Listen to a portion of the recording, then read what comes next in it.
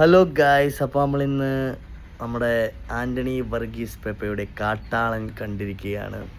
അപ്പോൾ പടത്തെപ്പറ്റി പറയുകയാണെങ്കിൽ അടിപൊളി പടം എന്ന് പറയാനും പറ്റത്തില്ല, നല്ല ഒരു ആവറേജ് പടം എന്ന് പറയാം. അപ്പം പടത്തിൻ്റെ ബാക്ക്ഗ്രൗണ്ട് സ്കോറും കാര്യങ്ങളും എല്ലാം എൻ്റെ ഒരു ജെന്യുവനായിട്ടുള്ള അഭിപ്രായത്തിൽ രവി ബസൂർ അടിപൊളിയായിട്ട് ചെയ്തു വെച്ചേപ്പുണ്ട്.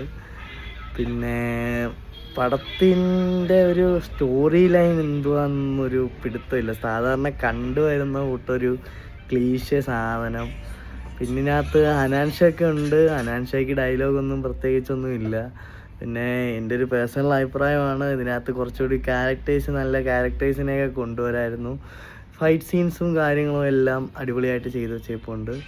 അപ്പം നിങ്ങളൊരു ഫൈറ്റ് സീനൊക്കെ ഇഷ്ടപ്പെടുന്നവരാണ് എങ്കിലും പോയി കാണാം. പിന്നെ വലിയ ലാഗും കാര്യങ്ങളും ഒന്നും തോന്നിപ്പിച്ചില്ല. പ്രത്യേകിച്ച് കുറച്ച് സർപ്രൈസ് ക്യാരക്ടേഴ്സ് ഉണ്ട്. അപ്പോൾ അതൊക്കെയാണ്, അത്രേ ഉള്ളൂ. പിന്നെ വലിയൊരു സ്റ്റോറി നോക്കി പോകുന്നവരാണെങ്കിൽ ഇച്ചിരി ബാക്കിലോട്ട് നിൽക്കും. അപ്പം ബൈ.